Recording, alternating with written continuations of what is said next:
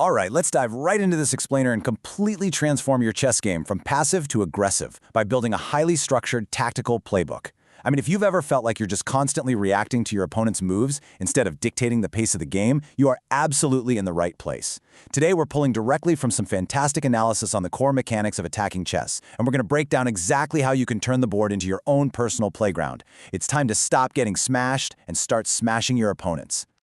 Here is our roadmap for today. We're breaking this down into 4 phases. Phase 1 is the rules of engagement. Phase 2 is spotting enemy weaknesses. Phase 3 covers executing the attack. And finally, Phase 4 is all about the attacker's mindset. Let's get into it. Starting things off with Phase 1, the rules of engagement. You know, you can't just come out swinging blindly. You've really got to prepare your troops first.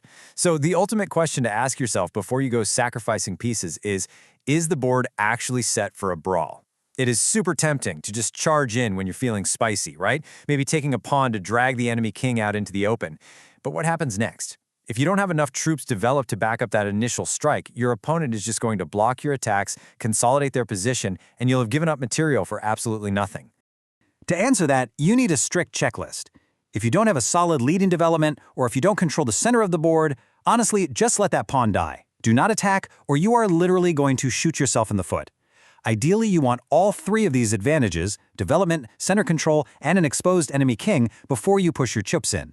If you have great central control, you can harass their pieces and kick their knights back to passive squares. 2 pieces out while your opponent has none, that's a huge green light. But if their king is safe and cozy and you don't control the center, keep your pieces on the board. And this really highlights how a good attack starts before the first piece is even captured. It starts with your opening choice. Openings like the Evans Gambit, or Hikaru Nakamura's absolute favorite, the King's Indian, are just built for brawling, way more so than something passive like the London system.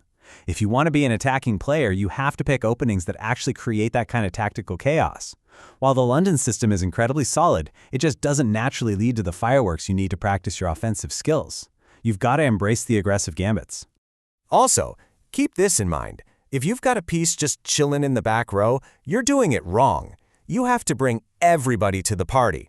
An attack is a total team effort. You really can't expect to checkmate an enemy king using just a single queen and a knight while your rooks and bishops are taking a nap on their starting squares. Develop everything. Bring the whole squad to the fight, and you'll definitely thank me later when your attack actually succeeds. Moving right along to Phase 2, spotting enemy weaknesses. All right, so let's talk about the concept of a hole. Think about when an opponent pushes a pawn to g6, leaving the f6 and h6 squares permanently undefended.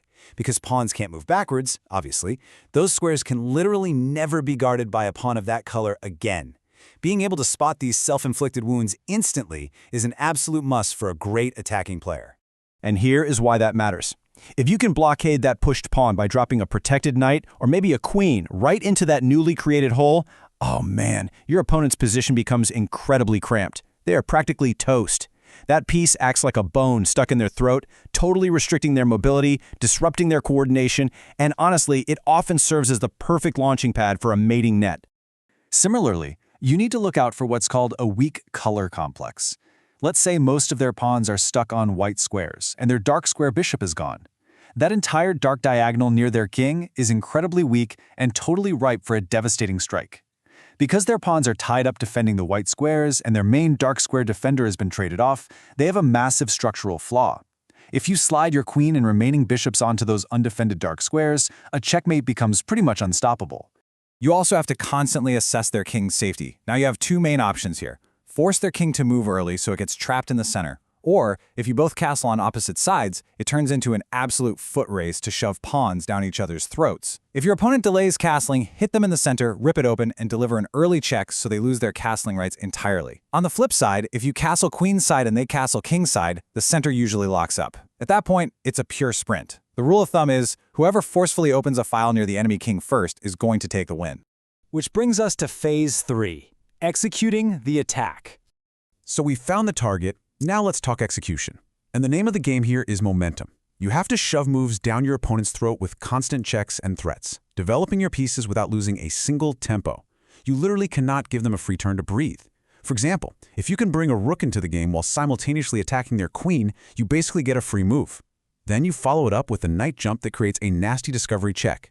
They get so busy reacting to your immediate threats that they never even get a chance to organize their own defense. Now this leads us to a really fantastic, actionable algorithm. It's called the rule of +2. The math is brilliant but simple. Count the enemy defenders and bring 2 more attackers. So if they have 0 defenders, you bring 4 attackers and hit them with an absolute thunderbolt. You need overwhelming local superiority. If the enemy king is only defended by 1 knight, don't just bring 2 pieces, bring 3. Overwhelm them with numbers. But to make that math actually work, you often have to confidently sacrifice a piece to eliminate a crucial defending knight, or forcefully blast open blocked files pointing right at their king. Seriously, if there is a single pesky knight holding their whole defense together, give up an entire rook just to blow that knight off the board. It's called removing the defender. Combine that with sacrificing a few pawns to rip open the files in front of their king, and you've just built a massive highway for your heavy pieces to swarm in and finish the job. And finally, let's wrap up with Phase 4, the attacker's mindset. As the old saying goes, it's always easier to throw punches than to block them. But here is a harsh reality for you. You must have a brain for tactics. You need to study common mating patterns, because honestly, there is nothing worse than sacrificing half your pieces only to completely blunder an obvious forced checkmate sequence.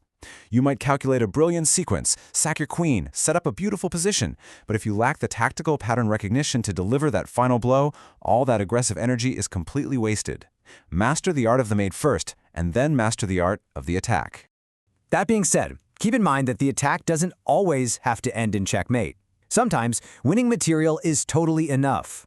We often get tunnel vision, right? Thinking an attack is a total failure if we don't deliver mate. But hey, if your relentless aggression completely destroys their position and nets you a massive material advantage, you've done your job.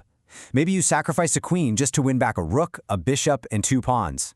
From there, you just simplify the board and ride that advantage to a smooth, stress-free victory. Attacking chess is definitely not for the faint of heart. There's this brilliant quote that perfectly captures the swagger you need. Courage is not the absence of fear. It's seeing the absence of multiple of your pieces and still chilling. When you launch a massive offensive, the board is going to look chaotic. You might be down a knight, a bishop, maybe even a whole rook. It takes immense courage to look at that material deficit, trust your calculations, and keep playing calm, crushing moves while your own pieces disappear. So, I'm going to leave you with this final thought as we wrap up today's explainer. The next time you sit down at the board, are you going to keep playing it safe? Or are you ready to use this playbook to completely smash your opponent? You've got the blueprint now. You know how to prep your troops, spot the weak holes, execute with relentless momentum, and maintain that ice-cold courage required to pull it all off. Don't just react. Take control, embrace the chaos, and launch the attack.